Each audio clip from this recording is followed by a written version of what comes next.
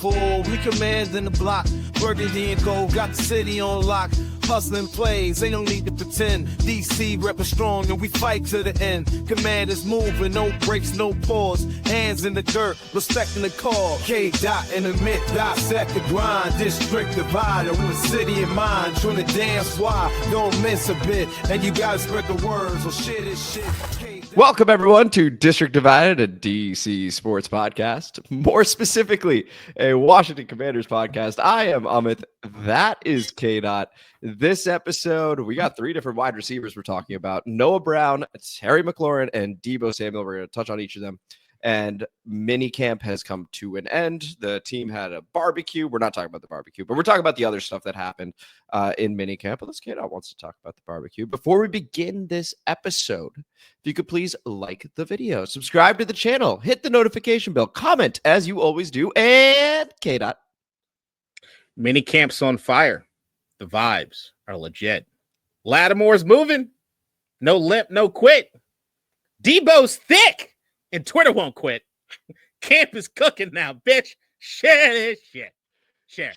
Share this shit. We greatly appreciate you guys. We appreciate Google Cloud apparently just being voice command. And with that, we go over to the mandatory mini camp, which everyone was at except Terry. And again, we will touch on Terry in just a bit. But there have been a lot of reports about a lot of different players. So, K-Dot, I'm going to go ahead and throw it over to you. Based on what you've heard, seen, etc., what have been your takeaways from this mandatory minicamp that has now concluded? It has got the juices flowing, except for the Terry thing, which we'll talk about. But everything's been good. Hearing Dan Quinn at least talk about like what the game plan has been something that's just every time that I hear Dan Quinn talking in this particular point in time the last few days, it's just been amazing to hear, just because it's everything I want to see happening as far as the organization goes. And especially some of the guys we've kind of circled as far as guys who played here last year, the rookies from last year, and what it is happening going into this year, especially those two guys in Ben Sinnott and Luke McCaffrey. I've probably been the most excited to hear stuff about. Hearing Dan Quinn just talk about Ben Sinnott, going out of his way to talk about what an incredible offseason Ben Sinnott has had, that to me has been, I mean, everybody, the vibe or the word has been that like his mind probably wasn't as plugged into where it needed to be as far as a professional last season, which can be a hard transition, especially for some positions like tight end where they really kind of slow groom you into doing things. Awesome to hear.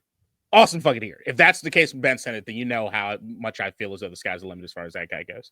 And then, of course, the Luke McCaffrey, who's been kind of having everybody kind of take a look this mini camp. So, like, it's been one of those things where you hear Dan Quinn talk about, like, Luke has never not had the tenacity. He's never not had the spirit. He's never had the dog in him.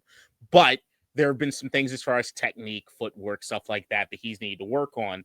And when you hear Dan Quinn talk about that transition that Luke's made and how now he said it more than once, he called Luke McCaffrey a polished route runner. And when I'm hearing shit like that, I'm like, okay. And then when you know new quarterbacks coach Wes Welker here, and you know, scrappy, young, try hard, you know, wide receiver that like playing the slot, just kind of perfect as far as the mentor for Luke McCaffrey, it would seem. So yeah, it's the fact that like what we've heard this whole offseason, which is like last year was all about installing what was going to happen as far as the culture. And now what it is, we're looking at certain techniques and certain things we need to do to lock in on to make guys better. And it sounds like, especially with Luke McCaffrey, very specifically, he is getting better in some spots. And I've heard JP Finley talk about it. I've heard John Kahn talk about it. I've heard a lot of people mention, yo, Luke's out there. He's looking pretty good. Like he's got, like he looks more put together than he has been. And I'm telling you, I saw a lot of stuff in the All-22 last year that made me very excited about Luke.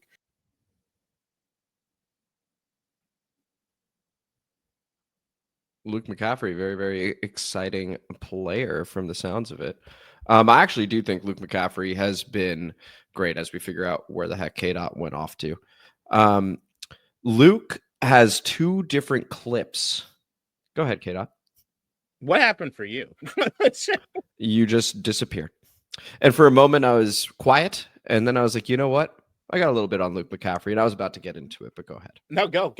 Well, what I wanted to say about Luke is that, first off, he looks sharp in that number 11.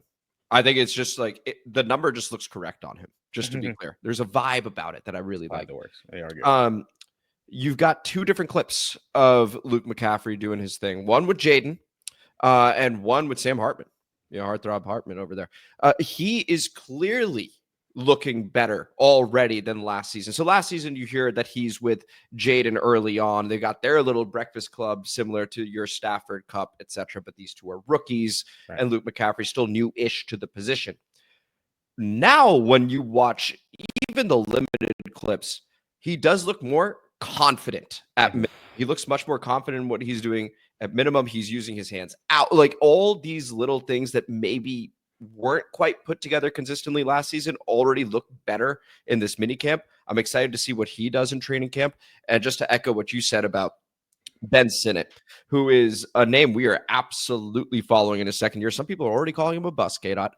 For him to come in and have Dan Quinn voice how confident he in him is excellent. Because I don't think Dan is the type of person to just make stuff up for the sake of it. It's like, oh, it's Ben's turn, so Ben looks good. That's not the indication I've ever gotten from Dan Quinn up to date. So if he's saying something, I put stock in his words, and I'm excited to see what Ben Sinnott does in year 2, still with John Bates and Zach Ertz as the other tight ends. Back to you. No, it's funny you said that. That's he spoke specifically about how it is that I think somebody asked that I guess Wes Welker, and it might have been Ken Norton, might have been somebody else, broke down the team and talked to a bunch of players. And he was saying that this is where they're at that stage where that's what's happening. So when you talk about Ben Sinnott and like Dan's not somebody to just go out his way to do something for the sake of doing it. Although I'll put it with a little caveat, a little asterisk, which I think is a good thing, which is that he specifically mentions like, hey, we got to talk to all these guys individually and figure out where it is they're at. And like everybody's approach is going to be a little different. So you see that like they find it very important to know how it is that they need to go about talking to certain guys. They're trying to figure out what it is that gets them that buy-in. And from what he described, everyone looks a little bit differently. So like some guys, you got to talk about certain things before you ask them, all right, so you going to Cabo? Or there are certain guys who maybe lead with the Cabo conversation, something else you on the back end. But what he knows is that everybody that they pick in that Commanders aspect are guys that they don't need to teach the dog aspect of it. He knows that everybody that they have in that building are going to go get it, right? So when you hear the stories about Luke McCaffrey, it's like, yeah, he got told exactly what it is he needed to work on by coaching staff, diagnosing it perfectly, and he worked on it. And now that he's back, you can clearly see. So at least he knows that they have guys in there that can be okay on their own in the offseason to get shit done.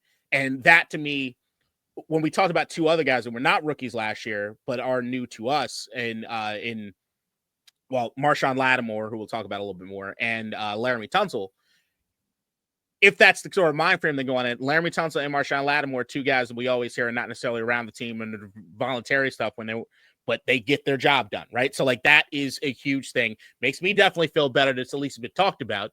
So that they're getting guys that know what work that need to be done. They don't need extra motivation to be motivated to go get the shit done that they need to, especially if they have a coaching staff that's telling them exactly X, Y, and Z what it is they need to get done. Yeah, and that to me is perfect.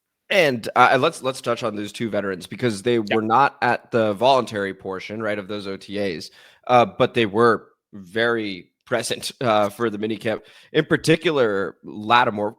Tunsil, first off, just pops off the screen. You're like, that is a giant man. And I'm so glad he's playing left tackle for us. Like, first and foremost, it's great to see him in that burgundy gold for us.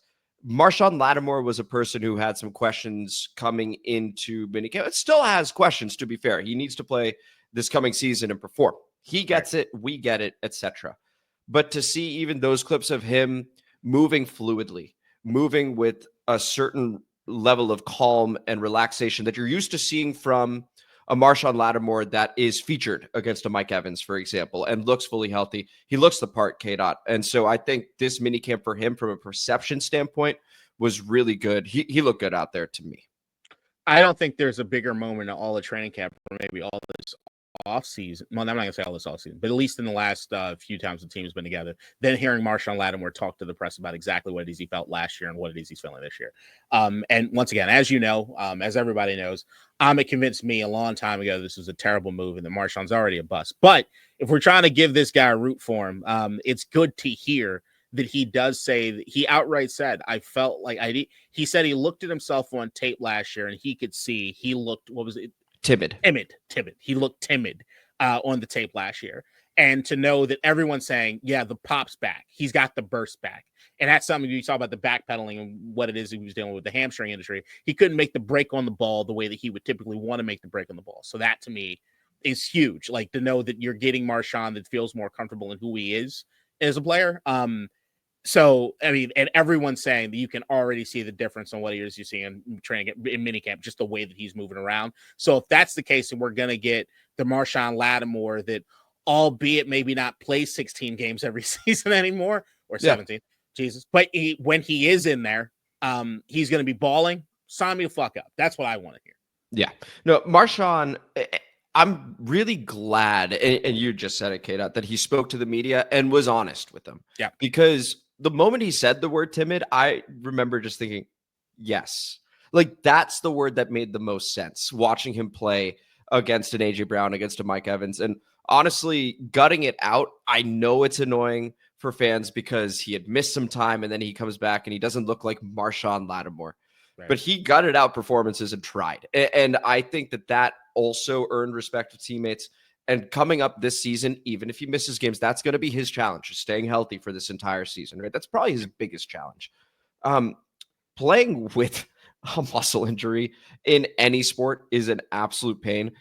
Corner, where you're left on an island and you're known for being left on an island against the number one receiver. Oh my Lord. Like, I'm just glad he got through that and we've moved on. I expect him to be good this year. I've said it a couple times now because I'm very high on this defense. Year 2 of Joe Witt, year 2 of Dan Quinn. But when you have someone with that personality that doesn't quite mix as like the friendly, like, yeah, this is what we do. We're happy to be here. What am I trying to say here?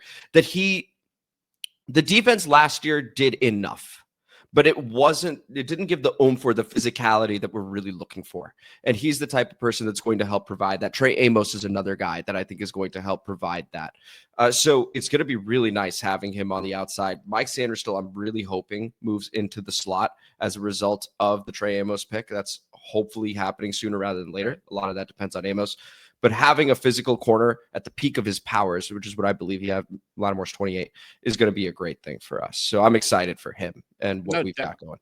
I mean, if he can play, if he can ball the same way that we've seen him ball in New Orleans at times and shutting people down, then yeah, absolutely. I mean, he was an upper echelon corner and has been for a few years now. The proof's in the pudding. It's all about how many games is he going to string together to make that happen. That's the only concern I've ever really had.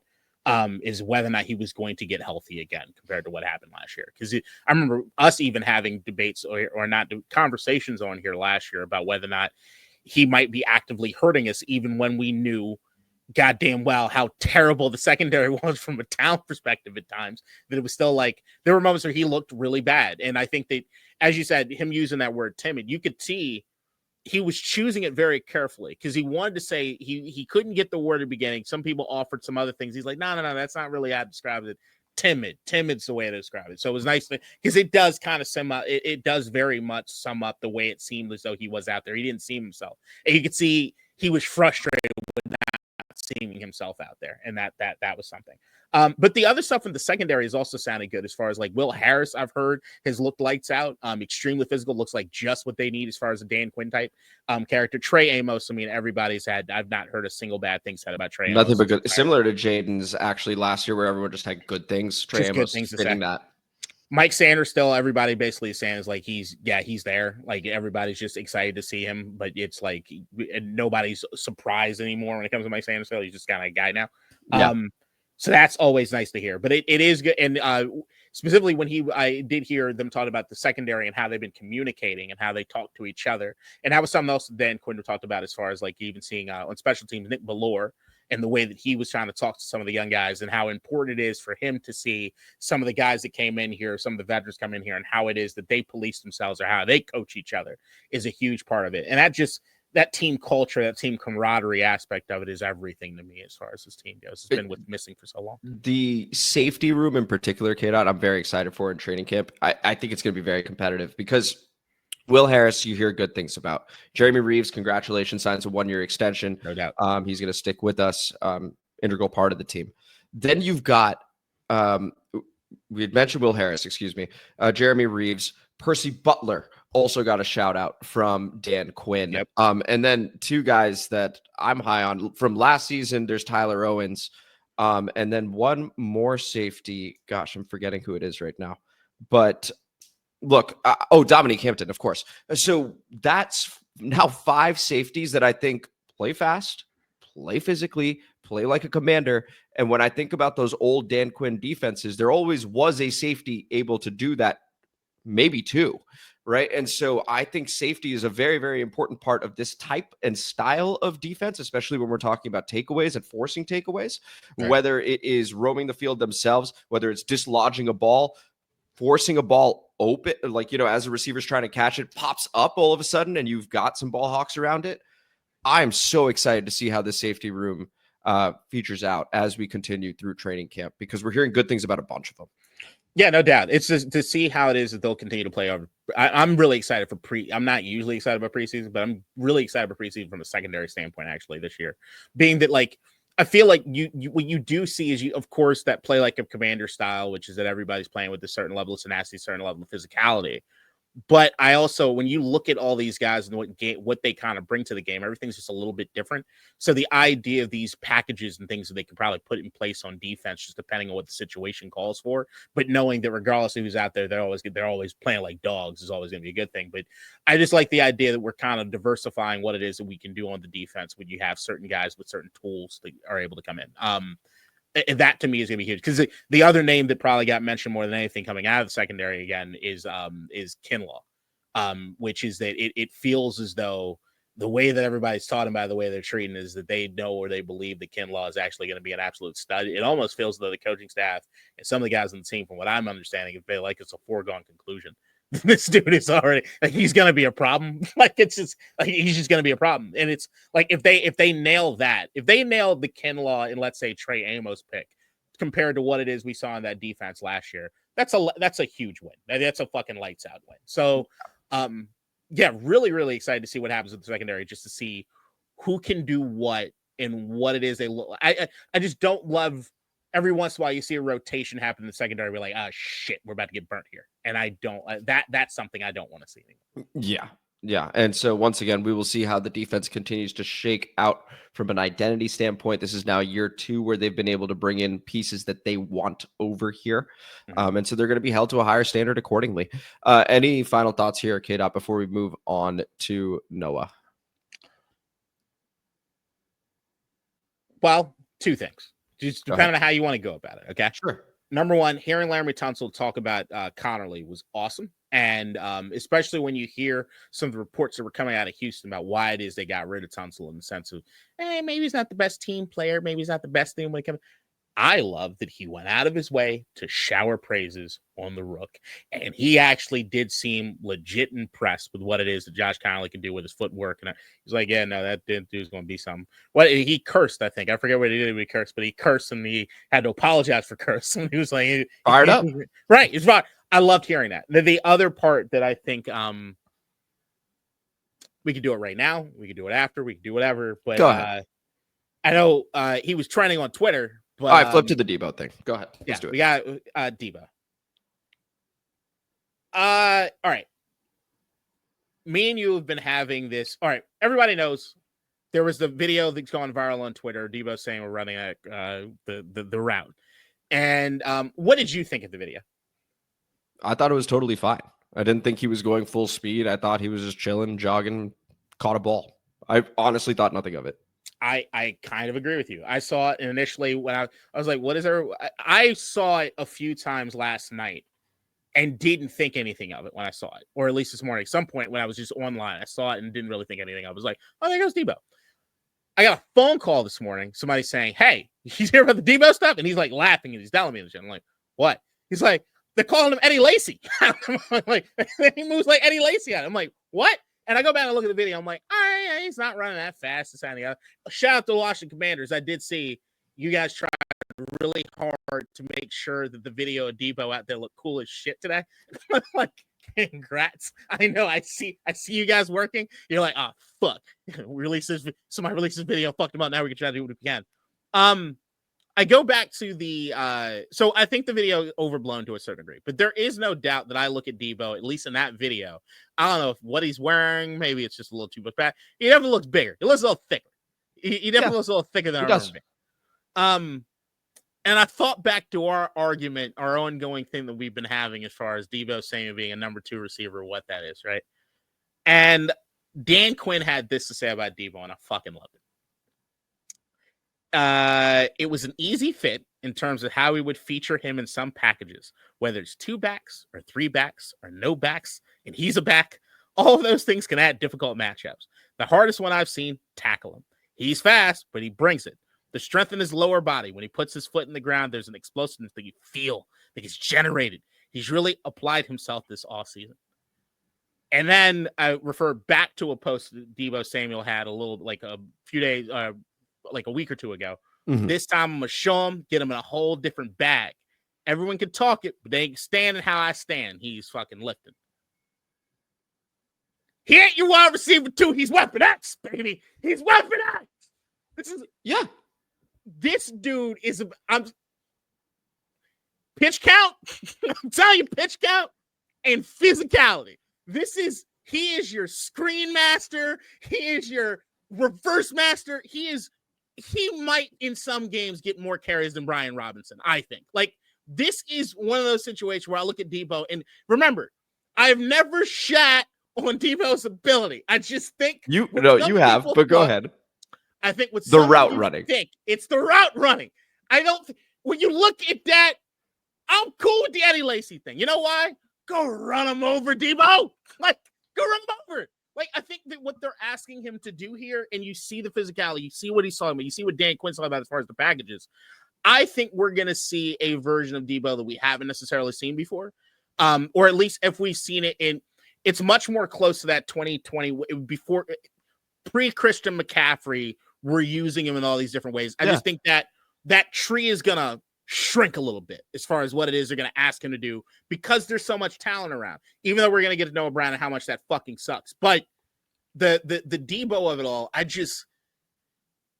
I still think he's going to be such a great cog in this fucking Cliff Kingsbury offense. It's just, I need people to open up their minds to what it is it's going to look like. But I haven't disagreed with you on any of that. He's a wing back more than it's just a labeling issue. Yeah, I know. And I'm not giving it up. He's wide receiver 2, and we're going to use him as Weapon X. Makes sense. He's going to be in the backfield sometimes. He's going to be on reverses sometimes. He's going to be the screen guy. He's difficult to bring down. He ain't your Y. He ain't your Z. He ain't your W. He ain't your Q. He ain't your R. He ain't nothing else other than Deebo. But he's gonna be listed as wide receiver 2. But I agree with you. We're gonna use him those ways. No, should have him labeled as athlete. You know, fuck it. Put him in the fullback. Don't matter. I'm with it. Yeah, it sounds great. Like that's what's gonna happen.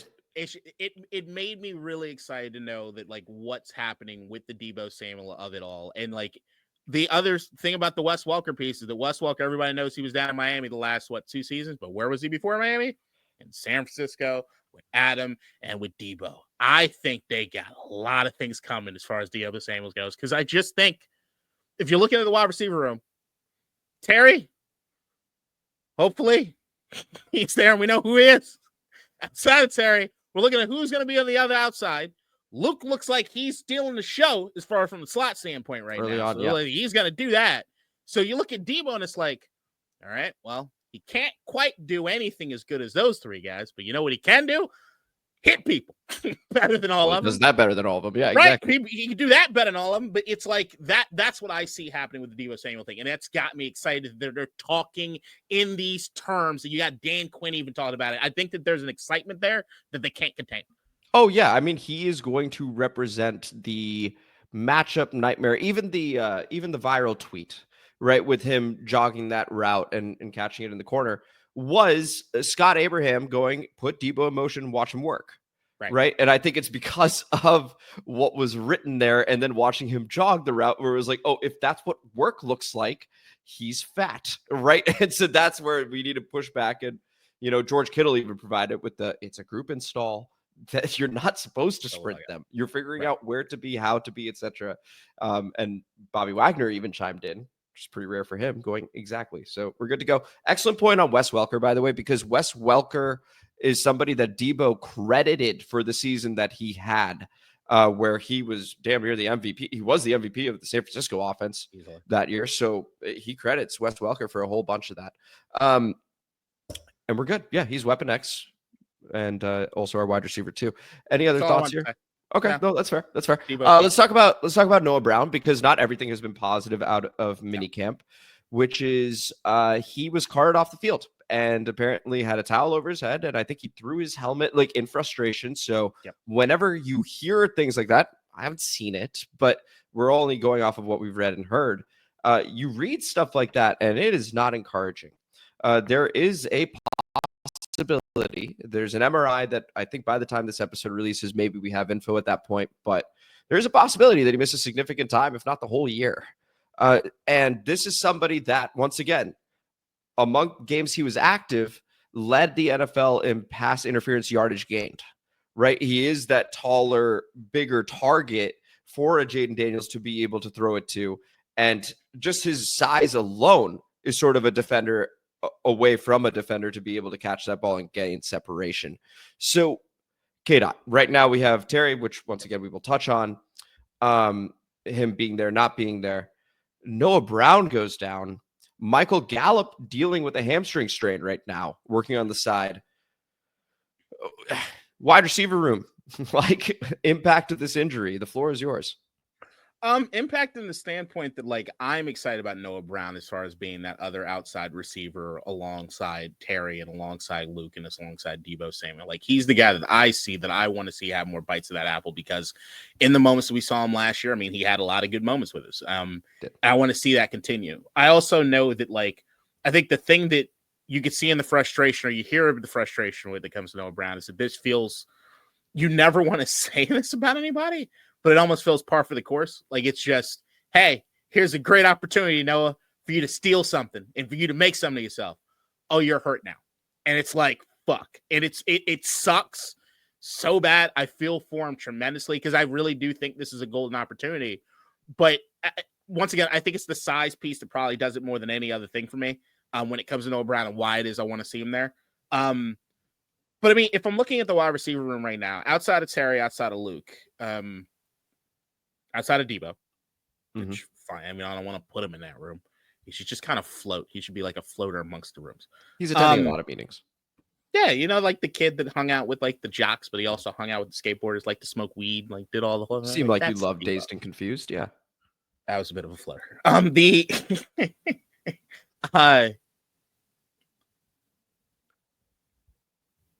This is a golden opportunity for a lot of guys. Like, you're being completely honest. There's a lot of dudes that kind of bounce around the league. In some cases, retired from the league and have come back. Also, this is there's an opportunity for a lot of guys to probably do something with this. As far as what it means for the team itself, I don't know. Like, I can't really stress on what the impact is going to be. I just knew I had a good feeling about Noah Brown. I wanted to see him get more bites of the apple. But I mean, there's a lot of guys that I think a lot of people are kind of excited about. Like, I heard people talk about like the KJ Osborne interview that he gave on the sideline. And they're like, oh man, KJ seems so happy to be there. Like, oh, maybe that's the guy that's going to do the thing. I know you're high on KJ Osborne just because. And I know some people are really high on the Michael Gallup aspect of it, right, or the rookies. I know I'm really high on Jalen Lane. I know that, like, there's the other. I'm trying to figure out I can't remember the name of the other tall ass receiver that we have. It was still like rivaling Noah as far from a size standpoint. I know I had him. Go ahead and pull it up as well. I mean, I'll just read this is every single name I've got. All right, ready? So we got Terry McLaurin, Noah Brown, of course, Deebo Samuel, Jalen Lane, Luke McCaffrey, KJ Osborne, Michael Gallup, Ja'Cory Brooks. Bingo. There you go. Ja'Cory Brooks. And Lawrence Cater. Okay. Yeah. Who's 6'5". So it's like, when I look at Noah, if I'm being completely honest, like outside of some of the moments that I saw last year, I still put Noah in that territory. I'm not sure. Like, I'm not sure if you're somebody that I can trust all the time. I'm not sure who you are. I want to see you there because I think the size offers us something when it comes to the offense. Just you running routes at that size and you have other things thrown at you. I'm okay with a 50-50 ball from Jaden Daniels because of things like the pass interference stuff that I think Noah can get. So that part of it is always going to be nice to have on an offense. But what it means as far as, like, can I guarantee that Noah Brown was going to be the most talented person at the number 2 position as far as wide receiver? No. Couldn't tell you that. I don't know that yet. I just think that there's still a lot of room for somebody to take up. And as much as it does suck for Noah, with this room of guys that want these chances and want this opportunity, this is a golden opportunity for one of you guys to step the fuck up. Yeah. And that to me should be the silver lining for the team itself, can be that, and still feel like I still feel horrific. I feel so bad for him. Oh, you have to. I mean, he had the kidney injury last season. What he brings to the team with his size is unique, right? Yeah. So it's not like, not to call certain players similar, but when you are a certain, like, you're 5'10", 5'11", 185, and you're quick, right? Okay, you get hurt, but there's the other guy that's also like that. It's easier to find that type of build than it is a Noah Brown build. And he had a couple clutch moments for us last season, as early as our very first win against the New York Giants, right? Jaden throws that ball across the middle, and now we're in Giants territory. That was Noah Brown who caught that ball.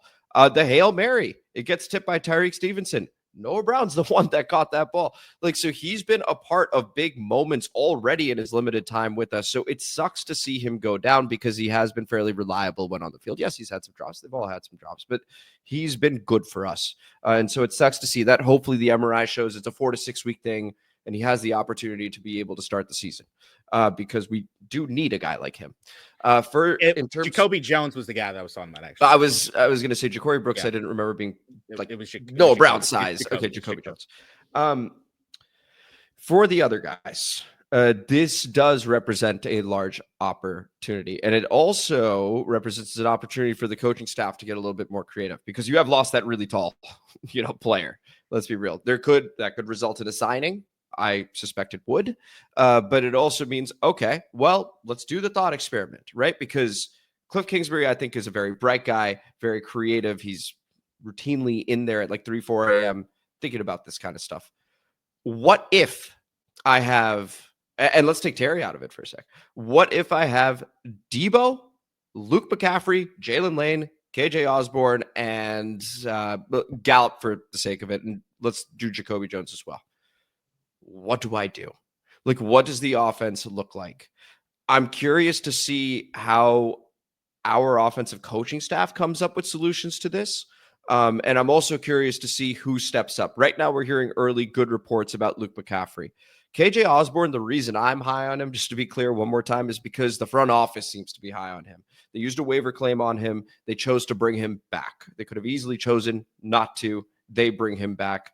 So I think maybe there's a little something we have not seen yet as fans that they see and something Jaden can connect with.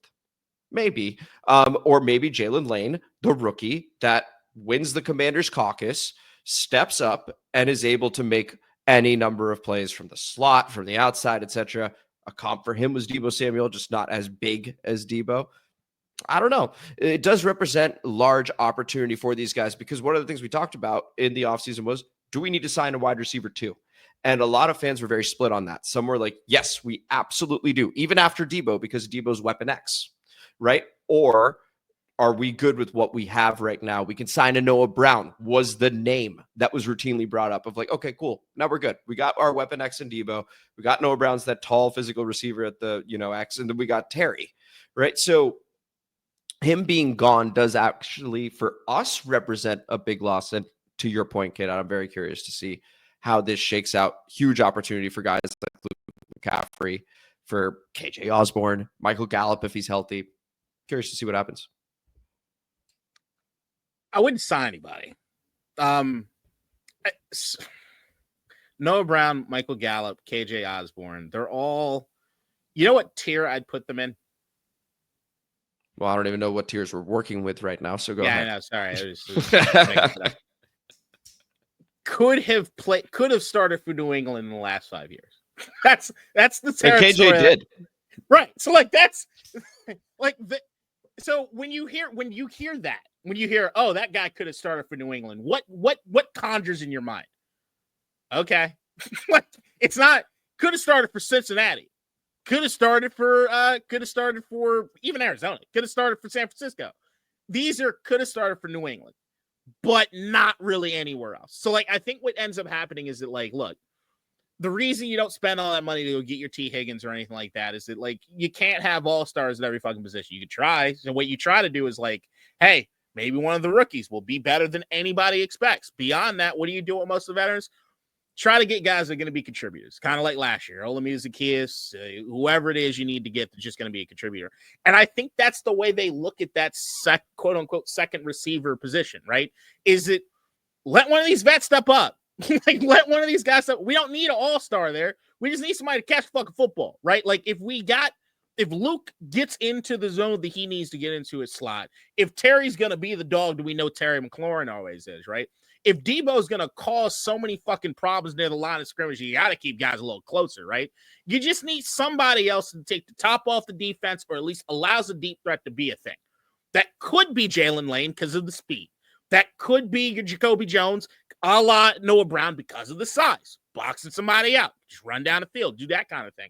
So I think that's what they're looking for, but it doesn't require anything but competence. Honestly, like, nobody, I would tell you right, unless you're one of the rookies, nobody's expecting anybody in that position to break the bank as far as from even a contract standpoint. In all honesty, most likely what will happen to you, even if you do play well, is you're probably going to get paid somewhere else, because I don't think we're going to pay you. So, like, that's what you're doing at that position. So, like, I just think this is a golden opportunity. But even with Noah Brown, it's like, I never thought that Noah was going to, I don't see Pro Bowls in any. Well, and so just to make my point clear, it is not to sign a wide receiver to become the wide receiver too. It is to add another body while we are going through training camp. This person probably doesn't make the team unless they do actually show a quick connection with Jaden or something. That's more what I meant.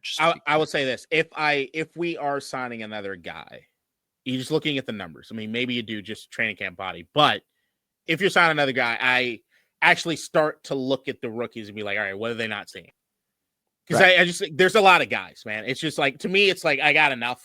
Like, I just got enough. I want to see what we got. And right now it's like, are there even during the preseason enough bites of this apple for all these guys? Like, maybe you don't play Terry because you know who Terry is, and maybe Terry's not here to play.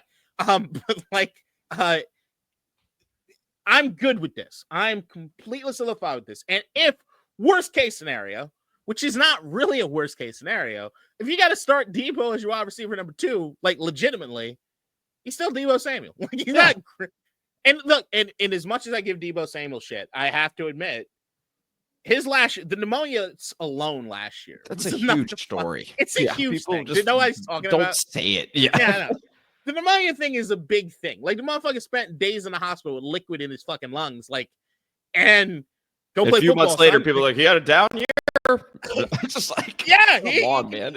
Like, what? Like, if you never, like, I had pneumonia, and that is the closest thing from a health standpoint I have come to dying, was having pneumonia when I had it. So, like, I ain't far from a professional fucking athlete. So, dog, I don't know. I don't even know. Let's shift the conversation over to wide receiver 1, who currently is not there. I feel like we've talked about this before. My standpoint, very quickly, is that I'm not worried until we are at training camp day 1, and he still doesn't have a deal signed. I believe we will at that point. But K-Dot, over to you. What are your thoughts on Terry's continued holdout here? I just don't like it, just from the standpoint I want all of our guys in the building. I just like what it symbolizes. I don't like it. I don't know what the hang up. I mean, I get some of the hang ups, as I even said last week. Terry's a weird dude as far as in the sense of what it is you want to pay him compared to everybody else. Like, if you're paying him some of the amounts, I would just call, if you're a Washington fan, me and you included in this. Yeah. We know that we want to take care of Terry because he's Terry. But if we were looking at it strictly from a dollars and cents standpoint, strictly from a, like, where are you compared to the market value of your position, is when I think the numbers come back and you realize that if you're going to do it and you're going to do it in the sand, like, close that door shut and take care of it, you're giving Terry some extra oomph because you like Terry and what he brings to the locker room. It's not because of, I don't think it's legit the numbers or what it is you think the ability is from a physicality standpoint. That's just me. So I do understand if you got a team that's really trying to change the philosophy of the way they go about it and be business centric, I can get it. But I still think Terry means so much to the locker room that you can't take that away, especially when you got a young quarterback. So do what you need to do, which is what I think I probably think what the issue is more than anything. And I forget who reported that it was, they were looking at 2 years, $60 million for Terry. And I think Terry's 2 years, $60 million for Terry McLaurin is like good money, but if Terry McLaurin 2-year extension with 60 million guaranteed was right, what 60 the million guaranteed. Right. Sorry. Yeah. 2 years guaranteed is hard. But if you're Terry McLaurin, even beyond that extension with 60 million guaranteed is like, maybe you want something, maybe you want to know that you are going to retire a commander. You've got to know that and what it is the deal is. You don't want to feel as though, hey, look what everything I've sacrificed and look, you see the kind of teammate I am, and we're nickel and diming with me. Are you fucking kidding me? Like, I get that. I still think overall it's not a huge concern, but I just want to keep track of this. On a scale of 1 to 10, right now, how concerned are you? 10 being shit, I'm scared, this is terrifying, or I'm really pissed off, and 0 being this is this has not raised my blood pressure, not one iota. Yeah, 0. Cool. It really doesn't. So I can understand what the holdup might be right now, because I was thinking about this. I was like, okay, so why wouldn't it be done? Why would Terry's agent be adding pressure right now? Right, because it is currently out there. You get the Jordan Schultz tweet. You got Schefter on McAfee saying Terry's super frustrated, hasn't been involved in any offseason activities. Thank you, Ben Standing, for correcting him, saying he was involved in phase 1 and 2, just not 3. If I'm Terry McLaurin, right, and I am 29 years old, and this is probably my last big payday, I'm probably angling for a 4th year. Right. So I can see him going, why don't you give me 4 years, 120? And I can actually understand a bit of trepidation from the front office going, oh, okay, well, now that's going to put you at 33, 34, and we're going to be paying you that much. Like, I get it. And I think that's probably what the holdup is. I think we end up at 3 years, 96, 97, could even be 99 or 100, and just be like, Terry, here you go. That makes you, based on the numbers, the 4th highest paid wide receiver per annum, right? And we're taking care of you for the next 3 years. And you could say you signed $100 million deal with us. Right. And I still think, well, no, if it matters to some people, by the way. I don't think Terry cares about that part of it. I don't think so either. But like, if I'm the front office, I'm like, if it matters that we get to, the 9 digits or whatever, sure, here you go. Right. Like, I think that's what ends up happening is it ends up being a 3-year deal, but we end up giving maybe a little more than people expect per year. With a high guaranteed amount. But I think as a team, I think we want 3 years of paying that much versus 4 years of paying that much. And Terry's probably angling for 4. I think that's what's happening, and that's fine.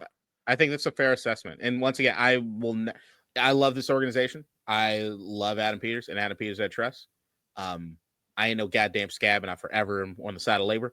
So just pointed out, there was a wide receiver last year that held in, which is going to be awkward, but I want to see the hold in, not the holdout. So the hold in being you show up, you're just not doing anything. You're on the sidelines. The guy who did that, probably the biggest high profile last year, was Jamar Chase, and he won the Triple Crown. Terry, if you want to do that, feel free to take all the time you need, son. Let's get this done and then come back and then fucking demolish it. We know you can. He absolutely can. And I think that whatever deal we do sign him to, given what he's shown in just 1 year of good quarterback play, I think he'll end up rewarding the franchise accordingly. Like, I just think his best years are still ahead of him with how he works. And that's his argument. I'm sure of it. With how he works and how he leads, he is worth that 4th year.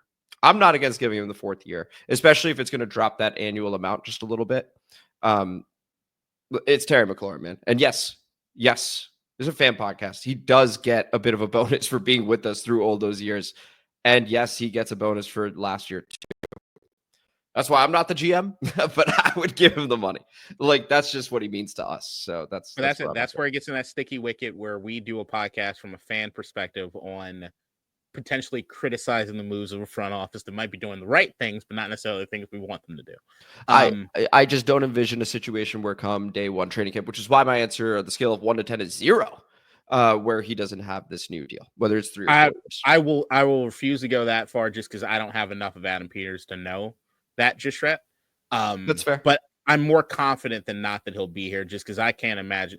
I don't want to imagine a situation in which Jaden Daniels is going out there in the second year and Terry McLaurin's not somebody you saw on the football team. I don't want to see it.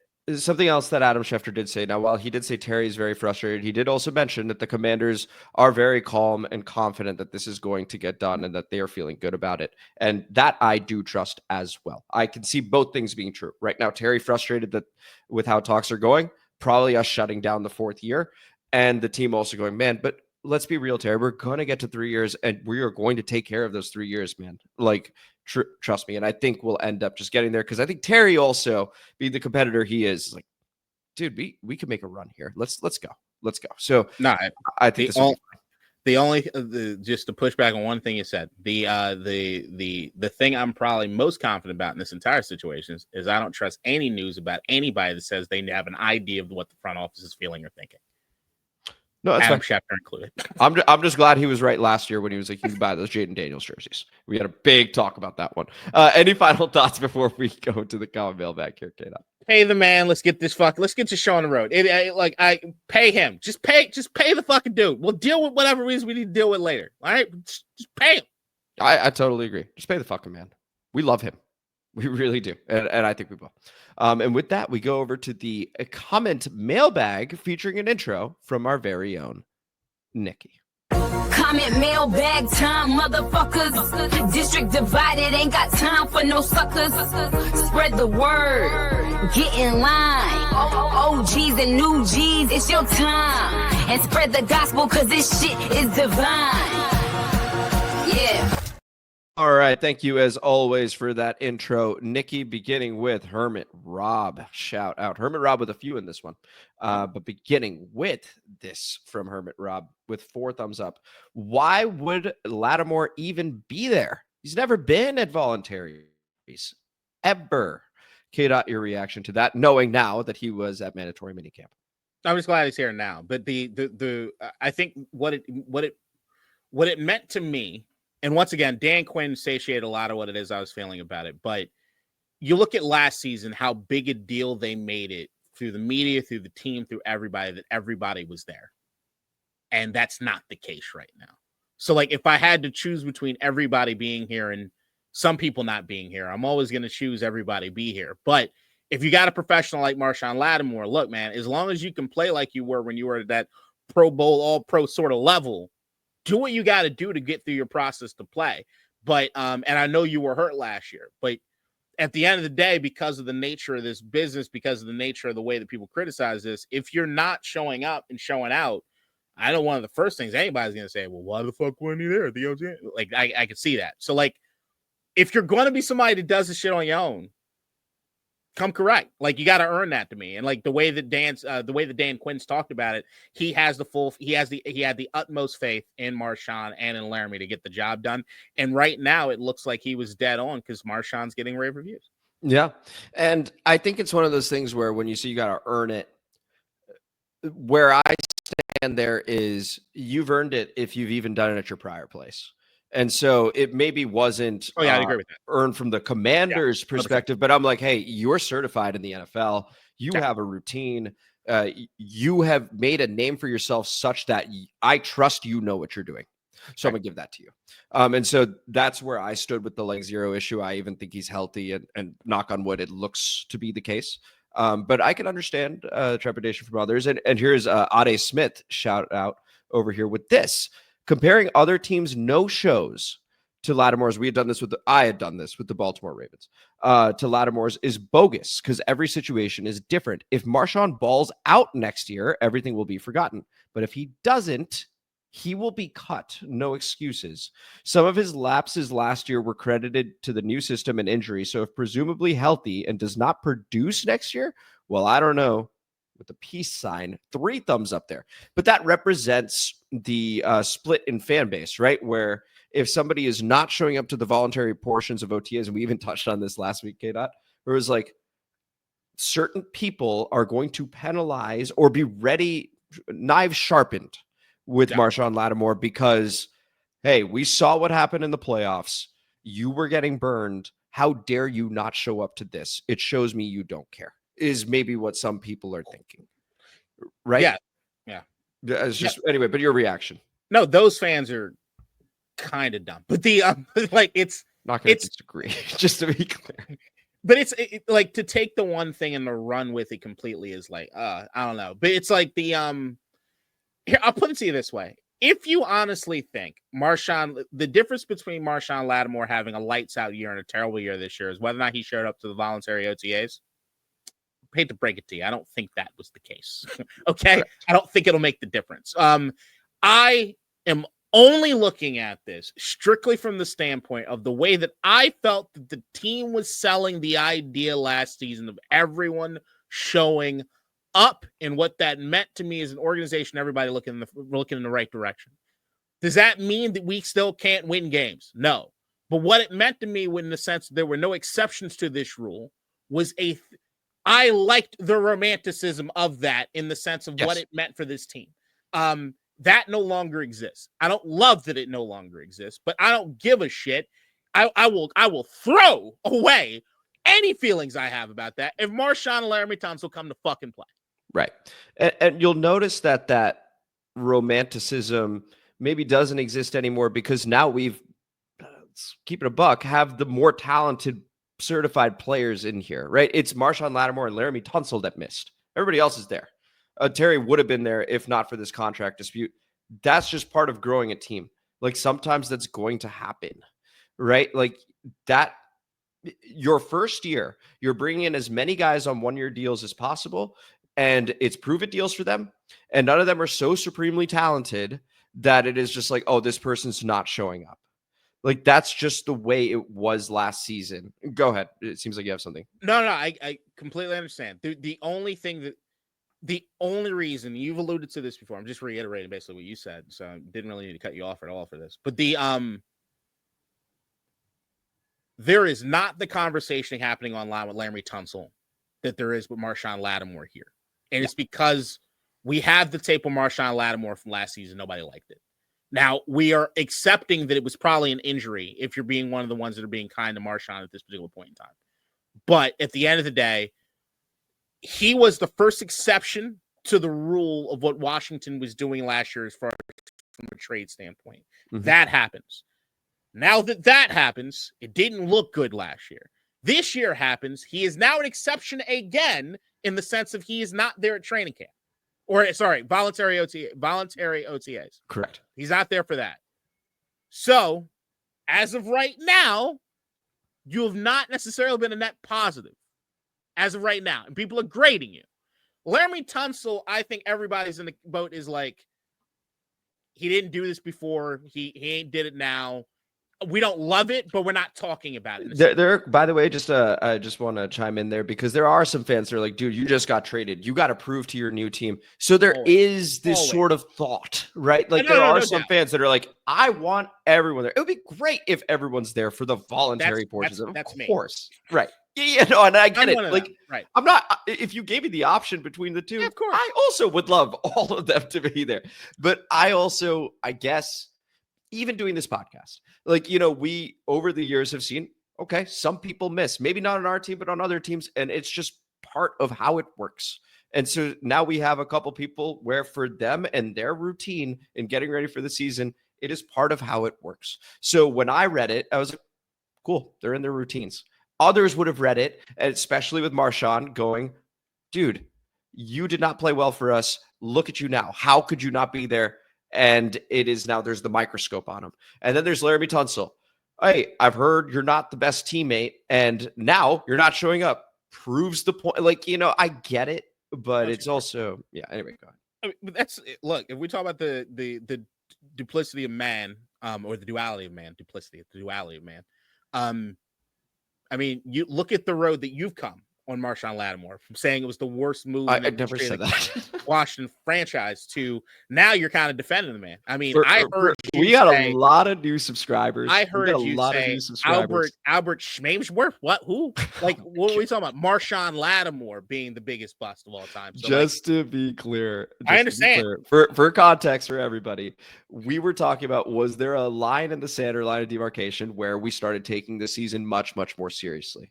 And I pointed to the Marshon Lattimore trade. And before that, I was anti-trade because I thought heightening the expectation didn't make sense to do and to push all in. But I will admit, at 6-2 or 7-2, whatever it was just before the trade deadline, even I was like, maybe we do make a move. We ended up making the move. It just didn't work out last season in terms of his own individual production. That's where I just wanted to stand on that and just be clear. Everybody, I know you ignored everything he just Oh said. my God. It's okay. We go over to Earl Bruce. Shout out. Another great show, guys. Which will come first? Amit's team history or Rico's Kinlaw breakdown? The race is on. And would you believe it, K-Dot?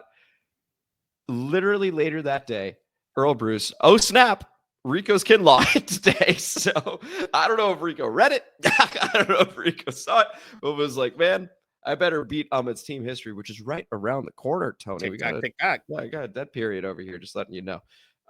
Is it a one episode thing, or are you just going to go over the entire history of the team history? Are we breaking it down like decade by decade? Is it a multi-series? We might, and I might dabble. I just made my Chat GPT account. I might dabble in some AI too. I don't know. It could be great. It could also just be me reading a Wikipedia page. So Tony, if you want it to be really good, may take a little time. Otherwise, see you next week. K-Dot, your reaction. Everybody get ready to settle for mediocre. That's so fair. That is honestly so fair. We go over to Fringe Photo. Shout out. I just wanted to say that you two are great together, and your knowledge on the team clearly shows. 3 thumbs up over there. Thoroughly appreciate the comment, Fringe Photo. Thank you so much for subscribing and for chiming in there. Appreciate it. Go ahead, K-Dot. Thank you. Go over to Milton Dorsey. It's been a while. Shout out, Milton Dorsey. To the 2 members of District Divided. Your podcast name is negative? Change your name to District United, which is more positive, please. With the pray emoji, smile emoji, and 3 thumbs up on that. With a couple replies, one from Jabal BB Sharp on we who goes, sure, let's ignore reality and pretend all is well, which I thought was pretty funny. And then Big Papa Grizzly just going, dude, just start your own podcast. You could do that. And then you could call it District United. I'll get into why it's called District Divided in a moment, but K-Dot, your reaction. District United sounds entirely too close to DC United, and I ain't doing no fucking soccer podcast. And it's true. District on Fire. Or district ran by an orange crazy person and the black mayor trying to keep him at bay. Like, can we do that? No, we ran into a character limit. Damn it. Well, I like the name already. District Divided. I think we stick with it. So District Divided, the original thought there was that we would have opinions against the grain. Initially, by the way, it was just me. And I needed cover art and I needed a name for the podcast because I was just like, I don't know what to do. I had a coworker who was like, why don't you call it District Divided? And I was like, that's interesting. And so he was like, yeah, there's this song by this group and it's District Divided. And I was like, you know what? Screw it. I'm in. So not a whole lot of thought went into it outside of my coworker. Just being like, hey, it's a good name. And I was like, sure, sounds good. And here we are. Hey, we're growing pretty rapidly. So I think we're going to stick with the name as is. And Kenan and I disagree on plenty of stuff. So hopefully we can provide some balance with those opinions as we continue. We go over to James Bonato, 2836. Shout out. I had to stop listening. Although the conversation topic is intriguing, I cannot bear the screaming. Unfortunately, the passion is too great for some, K-Dot. But we are picking good topics. Your reaction. Is there a profile pic on that one? Yes. Is it a person? It is a person. Can you... without being problematic, if you had to guess where this gentleman's background is, can you give it to me? Yeah, it's a white guy with 1,500 subscribers, by the way. His name's James Bonato, dude. I know, I kind of put it together. Yeah. Sir, you need some seasoning. Okay. Yeah, I can tell you that much. Yeah. Just a little bit of seasoning. You know what? If I'm being completely honest with you, I don't really give a shit what you say. Like, kind of fuck you on principle. But but I appreciate you saying some kind of things about the show itself. I will admit, I've talked to Amit at large about the fact that I think I yell entirely too much sometimes on this show. I'm constantly trying to work on the microphone and make sure I can pick up when I do yell. Got to figure out how to bring the passion to you guys with you guys being able to hear me. So yeah, I actually, while I would usually be violently defensive to anyone that had anything to say, and once again, just on principle, James, fuck you, but it's with love, just a little bit of love. Because It was a constructive criticism. I don't like you tapping out. Like, I think that was unnecessary in the way you went about it. Remember, passive aggressive, white man's voodoo. Not a fan. Not a fan. Well, I was going to say, hey, hand up, because I've always ever told K-Dot, and K-Dot, you can correct me if I'm wrong, where I'm just like, K-Dot, be you. And if you feel the energy and you want to do it, do it. I almost never censor you. Almost. Oh, no. It's just volume. Yeah. Like, it's just volume. Well, that includes volume is my point. Where I'm like, hey, you want to yell, you yell. Like, you do what you want to do. I attend barbecues and I like spades. I'm loud. I'm sorry, guys. I just have too much seasoning. We go over to Hermit Rob. Shout out. Played ball for almost a decade. Watching it. Sorry, hang on 1 second. I don't want that to be misconstrued because I just apologize, and I'm not trying to be some RG3 Emmanuel Acho bullshit right here. I'm doubling down. I'm loud, bitch. There you go. That's all we were looking for. That was the correct answer. I was looking for a correct answer. Hermit Rob goes, played ball for almost a decade. Watching it for 50 years. Amit pays attention. Totally agree with his 3 names and 98% of his takes. So thoroughly appreciate that, Hermit Rob. The 3 names last week. Yes, K-Dot? Okay.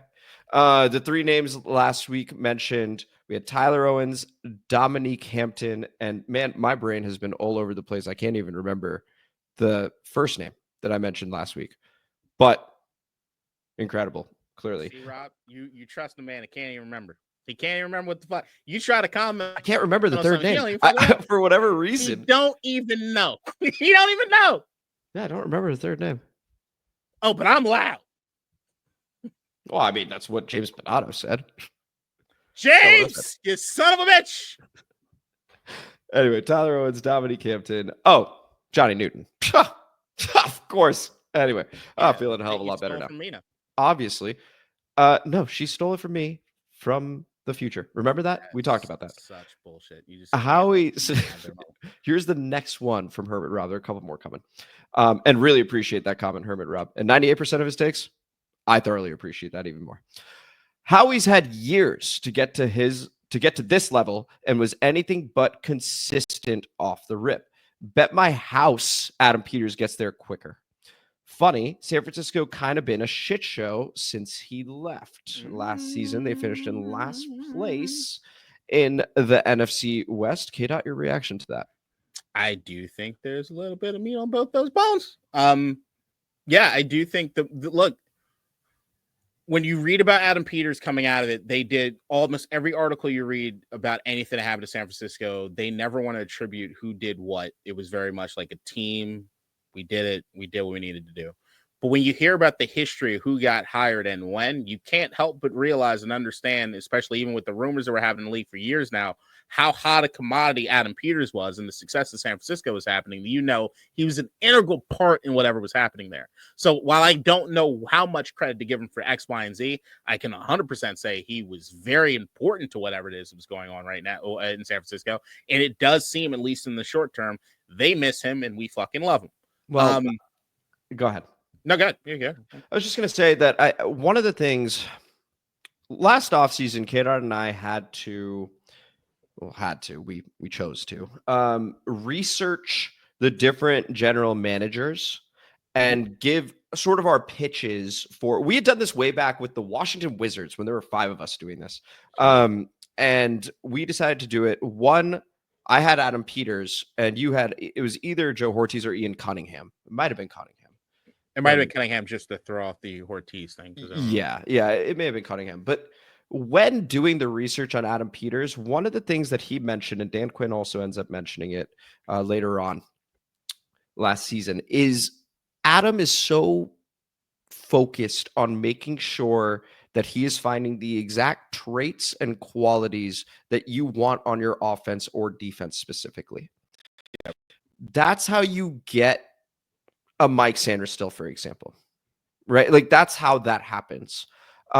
When we mention a guy like Dominique Hampton, I can see why Joe Witt would like him. Right now, that ends up being 161 or 171 overall. I can't remember what the exact number is there, but that's later on in the draft, and maybe he has an impact, right? That's how you find a Tyler Owens as an undrafted free agent who ends up making the team. because you know what they're looking for. That's where I give Adam Peters a lot of credit. I think it's a bit too soon to be able to say, hey, San Francisco's now worse off without him, just because it's been one season and general managers and assistant general managers, it tends to take a little bit more time. But I think you could see instant impact off of Jaden Daniels, obviously, off of Mike Sanders still, and other free agents that came in last season, because he was able to hone in on exactly what someone's looking for. And not all franchises have that. So in that sense, I agree, Hermit Rob, that I think he's going to build it a lot quicker than Howie did in Philly, because there are a lot of whiffs that K-Dot had mentioned, I think either last episode or the episode before, where he's like, remember these names? They're gone. So, yeah, I agree. Yeah, you nailed it on the Howie part. I got nothing on that. We go to Hermit Rob with, I believe, the final comment, his final comment, Hermit Rob's final comment. Love the genius comparing Fangio's defense to Joe's/DQ's defense. The latter having 2 off seasons to build it, with the first being a complete teardown. Guess I shouldn't expect anything more from the football IQ factory that is Philadelphia. We'll say this. Philly fans, very, very passionate. Interesting takes. Interesting takes when it comes to football. Get out your reaction. Yeah. Dumb takes. I was just being polite. All right. Fucking stupid. Asinine. Okay, and that is the reaction from K-Dot. Hermit Rob, appreciate the comments over there. And then we go to Big E. Shout out. It's like big and then the letter E. Do y'all think we see a good amount more of Hampton and Owens? Maybe future Legion of Boom given another offseason. I think DQ has a plan to make a Boom 2.0 given a couple more drafts. Legion of Boom 2.0 with future MVP in JD5. Watch the fuck out. Remember this comment in a few years. Biggie, that would be so fucking awesome if you managed to create a Legion of Boom 2.0 with Jaden as quarterback. Will that happen? We'll see. K-Dot, your reaction, and then I'll answer about Hampton and Owens. I mean, that's what we're hoping for, right? But like, yeah. And I know how you look. Tyler Owens was way up that last preseason. I couldn't have been more high on any person really wearing a command. I don't think I've ever been that high on a player in the preseason. This is Colt Brennan. Rest in peace. Yeah, all in. But I didn't see enough last year. I saw a little bit, and some things were really good. Some things weren't that great. I want to see him step up. Going back to the overall principle of where the team is going from the basically the install of the culture to this year working on the X's and O's and working on the technique. Mm-hmm. We know all these guys have, like, you see Tyler Owens in preseason last year. What was the one thing probably came to your mind more than anything else? That dude's he doesn't quit. He's like that Luvu-ness of it where it's just, he keeps going. If these guys, the same way with Luke McCaffrey, the same way anybody, if they get to work on the technique with these guys who, the things that we were the most excited about when it came to this team, especially when it came to Dan Quinn and Joe Witt on this defense, and what they were going to be able to coach these guys up. And I think right now, this season is where you're going to start seeing that much more than you ever saw last season. And that to me is huge. Yeah. So when it comes to guys like Dominique Hampton, when it comes to guys like Tyler Owens, I think when you get to later rounds of drafts and you get to your undrafted free agents and stuff like that, what I would do is look for upside, right? So, and we see the raw athletic scores. We have now led the league in that for 2 straight drafts. Adam Peters has been a part of both of those, right? Yep. So to me, that also represents, hey, we found traits that we like. They are athletes, but they are projects. So now we get into year 2. When I had mentioned Dominique Hampton and Tyler Owens, are they even guarantees to make the team? No. But with the coaching, with the traits, and with the athleticism that I believe they've shown and possess, right? Could they end up seeing the field? Yes. Could they end up making the team? Absolutely. Could they end up seeing the field during the season? Absolutely. So I do think it's possible. Now it comes down to coaching. How well can they get them to play fast and not think out there exactly as they said in their respective intro press conferences? This is where the coaching staff makes their money. Mm-hmm. Adam Peters done his job. He's got the athletes in there, and he's got the projects in there based on the traits that they've asked for. Now can the coaching staff mold them accordingly? So those guys excite me the most from the athleticism standpoint, and therefore I believe that they will be on the field. That's how I feel, but we'll see. Totally understood. we go to Big Papa Grizzly. Shout out. Another great analysis episode, gentlemen. I have high hopes for our secondary with or without Lattimore. I'm optimistic about the D-line, but not as much as I am on the secondary. I'm very excited to see what schemes Coach Witt and Coach Norton put together for the linebacking core. I'm envisioning some very interesting gap schemes using Luvu and Medrano to create extra pressure up the middle and off the edge. I believe we will be much improved this season, which is big when you look at our schedule. K-Dot, your reaction. I agree. The amount of speed that they brought to the team, in essence, the K Medrano thing to me, like his speed is exactly what stands out more than anything else. And if you see what they were able to do last year when it came to the Bobby Frankie blitz packaging, and what they were doing with some of the gap blitz and the gap design, I mean, I love Bobby Wagner. He ain't as fast as K Medrano. Like he ain't as fast as Frankie Louvu at this point. I just think they've got a lot of these like tweener types as far as like safety, linebacker, sort of hybrid kind of thing. There's at least a couple guys that like that. I think if they can rely on the secondary doing the job that they need to do, which is just to take care of things and not make things easy for people, it'll allow so many more things to flourish for this defense. They were like right there. They were right there. It's just they needed somebody to be able to shut shit down. You look at like the game against Tampa Bay and like Baker and how many frustrating times you see Baker is like almost on the ground. And what happens? He throws the ball and somebody's open and it's like, fuck, you had him. You had him right there. It's like there are going to be a lot of opportunities. I can't wait for this preseason to start seeing what some of these young guys start doing and how much some of that they're learning from. And if anyone just starts to hop off the page as far as just some game records, because right now, like if you were to ask me what is my dream scenario as far as my starting 11 on the defense, I couldn't tell you. I honestly couldn't tell you. I don't know. I just think it's different ways to skin a cat sort of thing. I just want to see where some of these guys might excel in and what looks good compared. I don't know, man. There's a bunch of different variations of things that I'd be okay with. I just want to see who stands out right now. Yeah.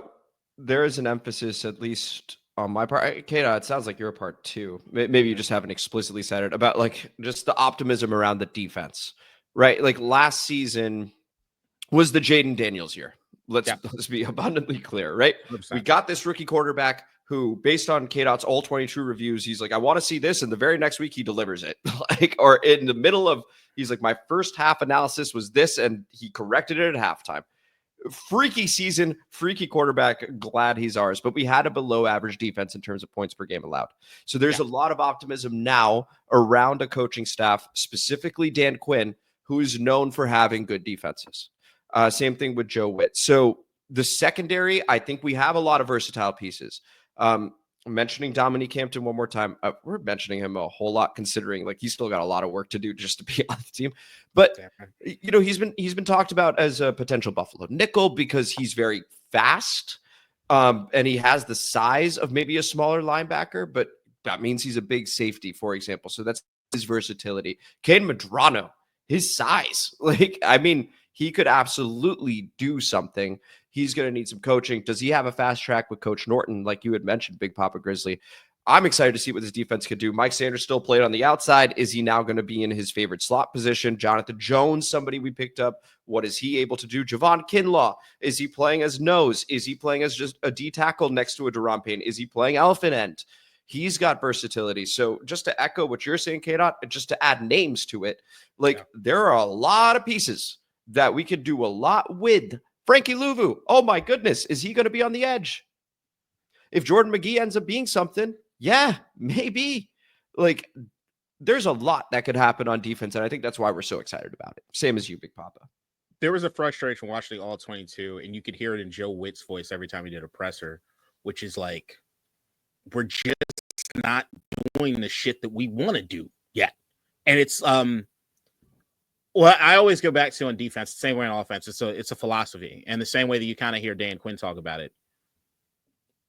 The defense was not in a position last year to dictate what was going to happen on the football field. They are reacting. They were in full react mode to whatever it is that the offenses were doing and trying to stop or stem whatever's happening. I think that with the athletic talent, the raw ability, and the minds of these guys honing in on exactly what it is these guys can do. I'm expecting so many different specialty packages that go out to dictate to an offense. Yeah, we don't give a fuck what you got out there. We're coming for you. We're coming to do this. We're coming to do that thing. And I haven't seen that in Washington in quite some fucking time. Can I venture a guess as to why maybe we were reacting over and over? I would say it's because we could not control the line of scrimmage defensively. 100%. So now when you bring in guys that are versatile and big, one of Nikki Jabala's tweets was literally, hey, just a heads up, Javon Kinlaw's huge. Like when you see him, like that was the tweet. It's a photo of Javon Kinlaw being like, by the way, he's huge. Like this is different from what we're used to covering. So when you get guys like that, that maybe they don't get to the quarterback immediately, but they at least help you control the line of scrimmage. Multiple articles about how Johnny Newton could do something if the edge is fucking set. Like, okay, now maybe we're not reacting anymore. Now it's proactive, and now we can actually make plays off of that because now we are establishing the line of scrimmage. That is why I see so many defensive linemen signed over here this offseason. It's a very clear emphasis on we want to control the line of scrimmage. Will they be able to? We will find out as the season comes. Big Papa Grizzly also goes, Eagles are the Legion of Boom 2.0? I think Coach has been getting into A-Train stash. Crying, laughing emoji.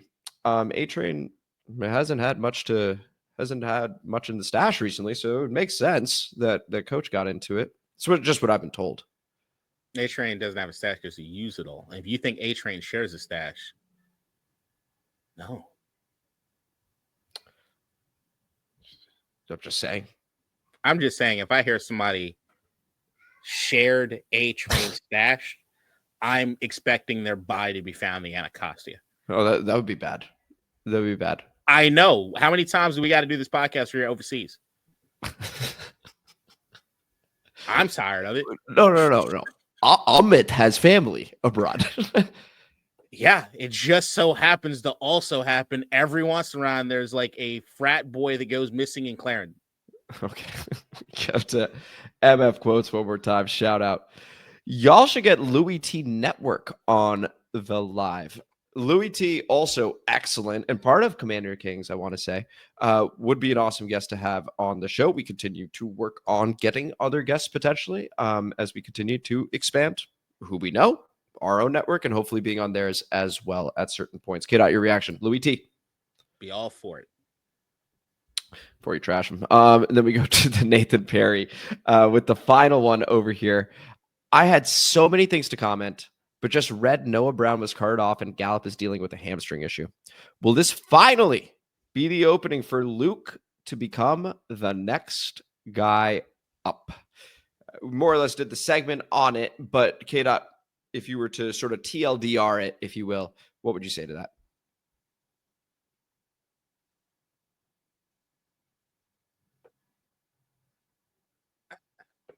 I don't really have much. Also, I think I tuned out the question because I already forgot what the fuck. Who could Luke McCaffrey be the next man up? I know. It's Nathan. I'm just fucking with you. You got me too. You said I was going to talk shit about Louis T. So I was like, all right. No, that's a good point. No, well played. You were ahead of the game there. Shout out Nathan. Luke is a dog, and he's going to be the best thing to have in his team. It's him and Jalen Lane. The wide receivers are going to be awesome here in Washington. Partially because Deebo Samuel ain't going to be asked to be too much of a receiver. Just a player. I love this wide receiving core. Even with Noah Brown being hurt, it does suck. It sucks so fucking badly. It sucks. It sucks a ton. And I don't have a lot of faith in Mike Gallup. I don't have a lot of faith in KJ Osborne. I got faith in a lot of those dudes. But you know who I got faith in? Jalen Lane and Luke McCaffrey. And as long as I have faith in those two guys, I think we're going to be okay. And more than that, and Ben said it. Faith in Jaden Daniels, right? I mean, think about the names that. But I mean, just we don't do, in my opinion, enough gushing about last season during this offseason. Think about the names he was throwing to last season, right? We're like, who's going to go off? Our player of the game is going to be Olamide Zacchaeus. Are you kidding me? There came a time in the season last year where people were wondering whether or not we'd regret trading Jahan Dotson. That's how dark the days were.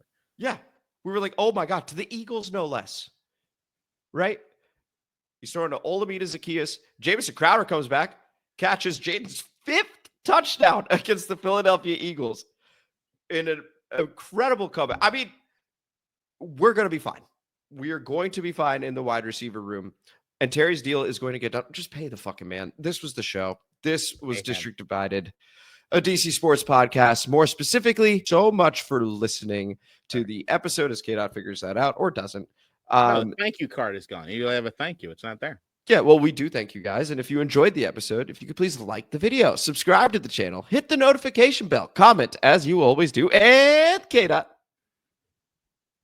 I got no rhyme. I struggled. I was trying to. Didn't come up with anything. So, and apparently I shouldn't give any more life lesson like I did about the terrorist thing last year. So, but the what thing last thing? I mean, if you had a chance to stop a terrorist attack, what would you do? Oh, bang, bang, or blow, blow. So I guess I'll just, Jesus. What a pause. You're watching this is Friday. Stay on the straight and narrow. Stay away from bookings. You don't get out until Monday. Nobody wants to do that. This man here, he knows. And share this shit. Share this shit. We appreciate you guys, and we will see you next Friday, 2 p.m. as we always do. So until then, take it easy. Bye, everybody. In DC, we're just hoping that you listen.